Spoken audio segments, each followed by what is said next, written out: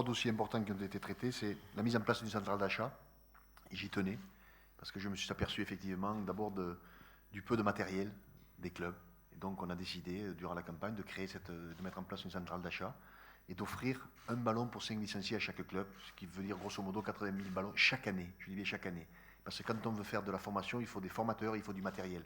Donc là, je parle des ballons, mais je peux parler aussi de tout ce qui est matériel approprié pour la formation.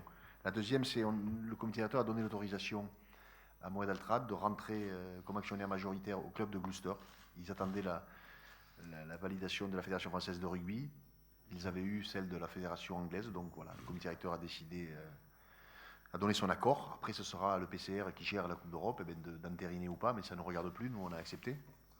Et enfin, le troisième grand dossier, c'était la présentation du dossier candidature Coupe du Monde 2023, que Claude a brillamment exposé pendant 10 minutes, un quart d'heure, Claude Attier pendant 10 minutes, un quart d'heure, et qui montre bien que oui, nous avons un petit peu de retard. Quand je dis un petit peu, c'est un euphémisme, un petit peu de retard par rapport aux Irlandais, mais que voilà, maintenant il reste 5 mois et demi, puisque nous devons remettre ce dossier le 1er juin 2017, 5 mois et demi pour faire en sorte de rattraper notre retard. Il y a tout, c'est un dossier complet. Effectivement, il y a d'abord l'autorisation des stades, parce que là aussi on est confronté au football qui est en face, etc. Enfin, Claude mais je viens de dire la priorité, je ne sais pas, il y a tellement de choses à faire qu'il faut vite se mettre au boulot. La priorité, c'est de recruter des gens. Je crois que c'est ça. On va constituer une équipe dédiée d'une dizaine de personnes. Le chantier est immense, vraiment immense. Alors, je vais dire d'abord les choses un peu effrayantes. Il est immense, le retard est conséquent. La période qui s'annonce est compliquée puisqu'il y a une petite élection moins importante que celle de la fédération, c'est celle de la présidence, mais elle compte quand même, et qui va faire que les interlocuteurs étatiques vont être peut-être un peu plus difficiles à avoir que dans une période normale. Et on sait que dans ce genre de candidature, eh bien, l'engagement de l'État, la démonstration de cet engagement est un point du dossier important pour les organisateurs. Il faut que l'État soit derrière.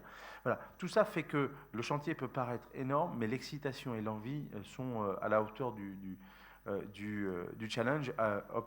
C'est un des objectifs de la présidence de Bernard Laporte, obtenir la Coupe du Monde 2023. Donc, il y aura une équipe dédiée qui va se mettre 24 heures sur 24 dès demain, s'il le faut, pour qu'au 1er juin, on dépose le plus pertinent des dossiers, réponse novembre 2017. Deux décisions ont été prises, peut-être intéressantes pour vous. C'est d'abord la mise en route du processus de vote décentralisé.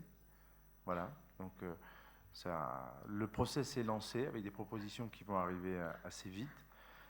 Et puis un audit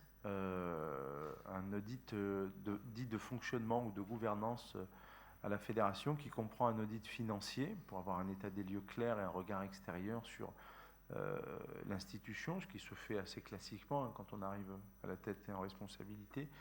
Et avec, j'allais dire, un des sujets aussi importants, c'est un audit billetterie pour essayer de rationaliser, de tracer aussi. La billetterie, il va falloir entrer dans un process aujourd'hui peut-être beaucoup plus moderne qu'il ne l'était. La fédération a grandi en gardant des fonctionnements qui aujourd'hui ne sont peut-être plus adaptés, en tout cas qui mettent en vulnérabilité, on l'a vu, la fédération. Donc il va y avoir lancement d'un audit très rapidement pour pouvoir éventuellement changer certaines choses.